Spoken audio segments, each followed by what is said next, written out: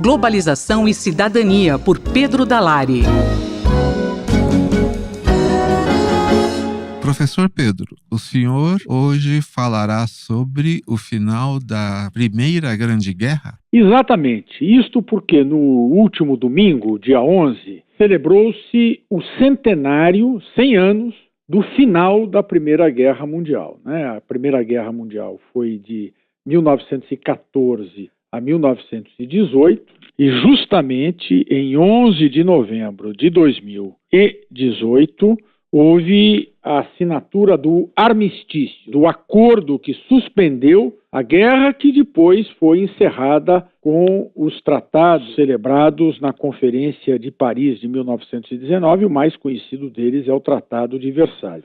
Portanto, no mundo inteiro, ontem houve homenagens aos mortos naquele conflito, que foi uma coisa realmente sem precedentes. Um conflito que começou em setembro de 1914, imaginando-se que, assim como as guerras até então, duraria algumas batalhas e no final do ano se estaria encerrado, se prolongou por 4 anos, envolvendo grande parte dos países europeus. Lembrando que, como os países europeus eram potências coloniais, isto significou que o conflito se deslocou também para a Ásia, a África, para as Américas e, em 1917, houve inclusive o ingresso dos Estados Unidos na guerra. A Primeira Guerra opôs, de um lado, as chamadas potências centrais, os grandes impérios, né, a Alemanha, a Áustria e o Império Otomano, não é, a atual Turquia, e, de outro lado, França, Inglaterra, depois os Estados Unidos e a Rússia também, uma série de países chamados, então, de aliados.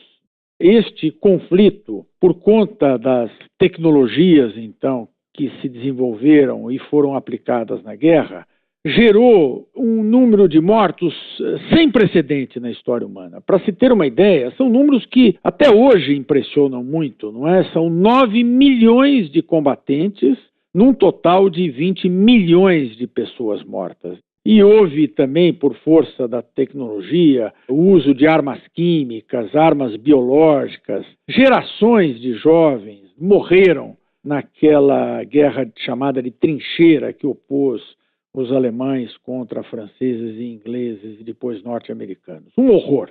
E até hoje, portanto, 11 de novembro de 1918 é lembrado e todo ano se celebra justamente os mortos nessa guerra e depois em outras guerras e há cerimônias muito tocantes, principalmente na Europa. Quais foram as lições desse episódio? Primeiro, o desenvolvimento do multilateralismo. Chegou-se à conclusão de que se não houvesse o desenvolvimento de um conjunto de relações internacionais mais estável, isto geraria outros conflitos. Houve ainda a Segunda Guerra Mundial, exatamente porque as primeiras iniciativas multilaterais não funcionaram, mas depois, com o advento da Organização das Nações Unidas, nunca mais houve um evento daquela magnitude, embora as guerras, obviamente, não tenham cessado.